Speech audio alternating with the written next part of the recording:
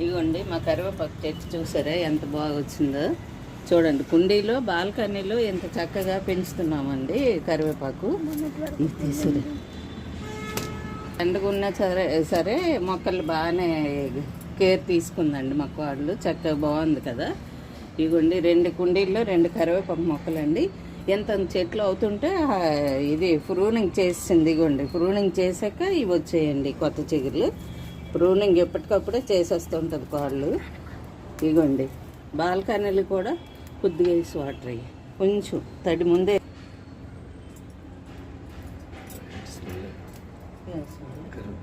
మరి ఎంత బాగుందో కరివేపాకు.